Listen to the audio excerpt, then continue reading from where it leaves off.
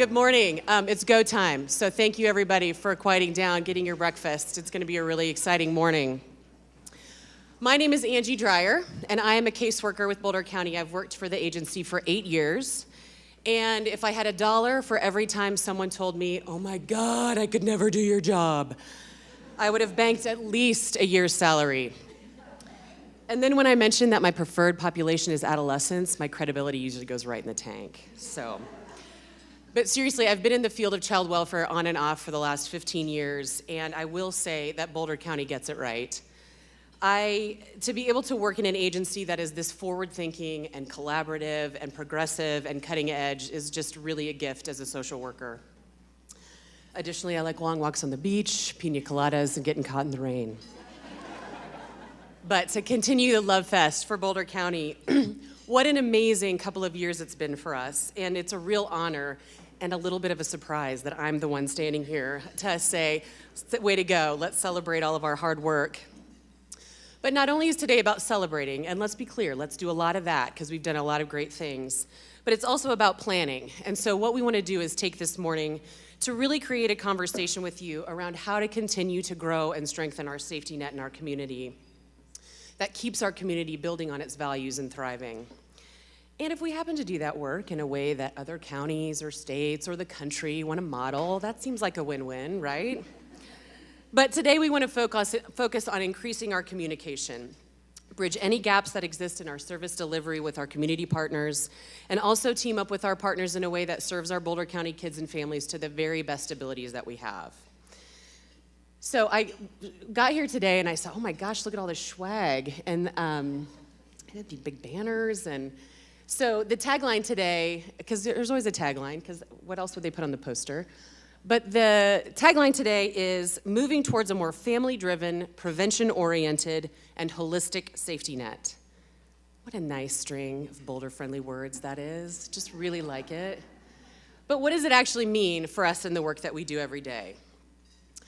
The definition of holistic is characterized by comprehension of the parts of something as intimately interconnected and explicable only by reference to the whole. So think about that as we apply it to the concept of working with kids and families, and think about the shift that that can bring to your mind as how we do that. The part I like about that definition is the term intimately interconnected. Because as a caseworker, if I don't keep that in mind when meeting or working with a family, I am most certain to miss something very important. And if something is missed, that can have a lot of unintended consequences. It can mean a lengthier stay in the system. It can mean that we're not taking everything into account that this family may need to heal or get back on their feet or connect to the right resource, or even know how to rebuild a healthy relationship with their child or their spouse or their community. And so, having worked in other counties and other states, I have to say that how Boulder County does business is really quite special. To be able to be proactive instead of reactive, and to be able to work with instead of against, has allowed so many successes within not only child and family services, but across the board for Boulder County. And I'm going to share a couple of stories about those successes, and I'm going to call out some of my coworkers to do so. So I'm going to look at Lisa Crawford, because she's sitting right there. Atta girl, atta girl. So Lisa and I started about the same time in November of 2006. So I wanted to use one of her most recent stories to kind of outline again kind of how we look at this family-driven and prevention-oriented work as caseworkers. So Lisa just closed a case after 2 years, and they had a big party. I mean, Broncos cake, the whole 9 yards. With a family who, it was a really scary situation when they first came in, and Becky Lee, there she is, started off with this case. So she held it first, and then it transferred to Lisa. But this was a family who was homeless. They experienced domestic violence, truancy, and extreme poverty amongst a myriad of other hurdles that they had to overcome in their time with us.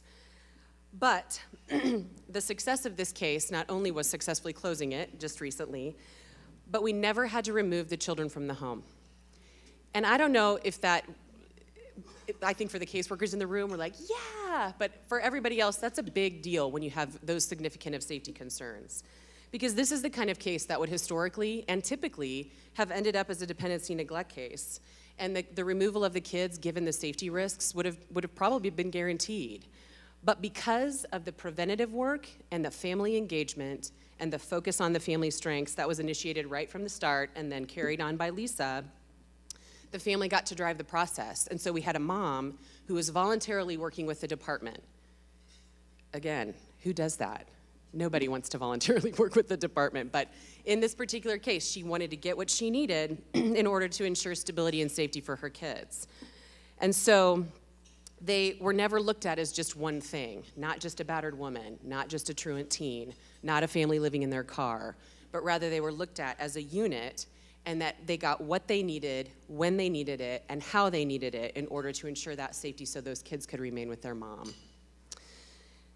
So another story, and this one is from Heidi Sleva, who's not able to be with us today, but she had a 6-year-old boy on her caseload who was abandoned in Colorado by his mother, who had a severe drug addiction. They weren't from Colorado, they didn't have family in Colorado, he was just here, and he had nobody. So again, historically, this might have ended up in a long-term foster care situation or a termination of parental rights in an adoptive home trying to be found in the state because he had no relatives here. But that wouldn't have been a holistic approach for this kid, as it didn't take into consideration his best interest. And what we know in the field of child welfare, if you can utilize kin or family members anytime for support or placement options, that's always where we want to go first. So with the help of Becky Lee, who's now the Permanency Roundtable Coordinator, and that Permanency Roundtable process, as well as diligent search, shout out to Suzanne Daniels right there, they were able to find some family in Wisconsin that had some interest in this child. Now, to say that was an easy process would be a total lie, because we had a grandmother who within 2 weeks of coming out to pick up the kid decided it was going to be too much for her to do. So another round of searching, and they were able to find a paternal aunt and uncle who had no idea where this kid was. They had lost track of the dad, they didn't know how to get in touch with the mom, had known him when he was very small, and were very thrilled to hear from us. Again, odd, people would be thrilled to hear from Human Services, but they worked diligently, they got out here, they met with him, they met with Heidi and the team, and they continue to send nearly weekly photos and updates and videos. We're talking first day of school and swimming in the pool with his cousins and the day at the lake of this new happy life that he has with his aunt and uncle in Wisconsin, and all because there was so much persistence and so much willingness to look outside the box and really be reminded that this family knows what's the right thing to do, and that this kid got this happy life with them because we kept that kind of holistic approach and that preventative approach in mind. Now, I've worked with hundreds of families in my career as a social worker, and one of the most difficult and rewarding cases that I have had to date involved an adoptive teenage girl whose adoptive parents had clearly identified her as the problem in their home. Now, I joked earlier about this job being, less than desirable to the average person, but this particular case truly tested all of my skills and my emotional strength and my patience and my humanity at times. So I have to look at Susie and my team, because without the support that they gave me during that time, including Mayday calls after 2-hour home visits that said, okay, it's time for you to leave, you've got to get out of there. So to help support me through that process. So this was a girl she was 13 at the time that I met her. She was not mentally ill. She was not committing any crimes. She was exhibiting frustrating, but not theoretically unsafe behavior in the home. But sitting with her parents literally every week for hours on end as they just talked and cried and emoted about how horrible it was and refused to see this kid as anything but sick. As I tried to maintain her in the home, we did not want to, remove kids from the home if at all possible. We want to try to keep them at home. And finally, this kid told us what she needed. The environment became so frustrating that she kicked a door and she broke it. Her parents responded by pressing charges and having her go to juvenile detention, and then were very, very adamant about not wanting to have her return to the home. So at this point, the toxicity that the parents had towards the girl was just too much for us to justify her going back home, being put back in that environment, so she was placed in a group home. Within 6 months, her parents relinquished their rights to her. Now think about it. This now 14-year-old girl, how devastating this experience has to be. She started with a biological family who couldn't care for her or her 4 older siblings. Then she gets adopted, and the adopted family doesn't, in her words, they gave her back. And so all of this is happening during the worst part of your childhood. She's 14 years old. I mean, stuff's crazy enough as it is in your head, and then to not have that stability of a family just really, really set her back.